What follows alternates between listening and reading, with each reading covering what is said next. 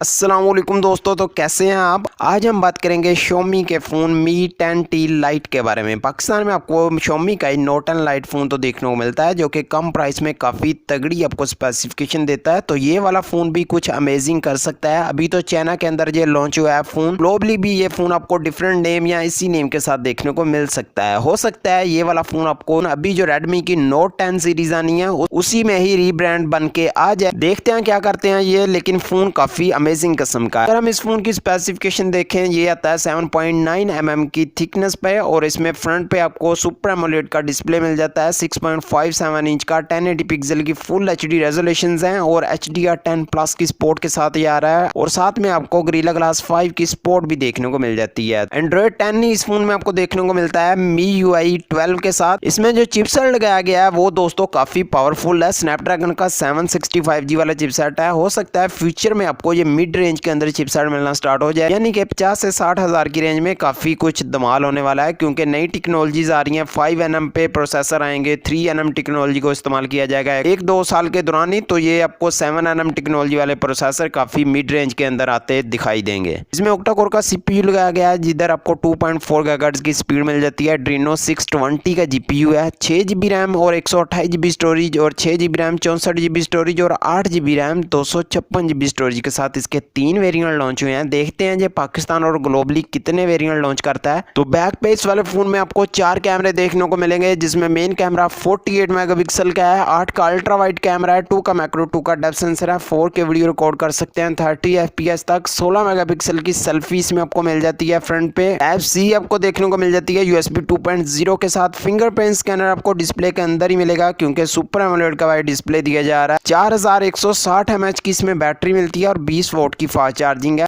इसमें आपको 3 कलर देखने को मिलते हैं, Arora blue, cosmic grey and dream white वाला कलर। तो अगर हम इस फोन का चिपसेट देखें तो काफी तगड़ा है। बाकी आपको स्पेसिफिकेशन स्टैंडर्ड ही देखने को मिलती हैं, कोई इतनी ज्यादा हाई भी नहीं है। तो हो सकता है ये फोन Redmi Note 10 में आ जाए, तो इसीलिए कहा जा रहा है कि ये Note 10 वाली सीरीज में फोन आ सकता है। तो वैसे आपको डिस्प्ले सुपर एमोलेड का मिल जाता है और प्रोसेसर तगड़ा है। ये इसके 2 हाईलाइटेड फीचर रहने वाले हैं। बाकी फास्ट चार्जिंग तो नॉर्मल ही है और कैमरे वगैरह भी इतने खास यूज नहीं किए गए, यानी टेलीफोटो लेंस इस तरह के कोई इजाफी सेंसर आपको देखने को नहीं मिलते। और कैमरा वाइज भी फोन ठीक रहेगा। इसके रिजल्ट आपको काफी बेटर देखने को मिल जाएंगे, क्योंकि इसमें चिपसेट काफी तगड़ा यूज किया गया है। तो अगर हम इस फोन की प्राइस की बात करें, यानी कि कन्वर्ट करें चाइनीज प्राइस को, तो ऑलमोस्ट 50,000 के करीब बनती है। हो सकता है पाकिस्तान में ये आपको 60,000 से कम की प्राइस में देखने को मिल जाए, यानी 55 या 60,000 की प्राइस में, क्योंकि चिपसेट इसमें अच्छा यूज किया गया है। बाकी आपको स्टैंडर्ड स्पेसिफिकेशन मिलती हैं। तो क्या आप इस फोन का वेट करेंगे, यानी कि Redmi Note 10 सीरीज का? हो सकता है कुछ धमाल किस्म की ये Note 10 सीरीज हो जाए, क्योंकि Realme 7 सीरीज तो लॉन्च हो चुकी है और पाकिस्तान में भी अभी आपको 1-1.5 मंथ के अंदर ही देखने को मिल जाएगी।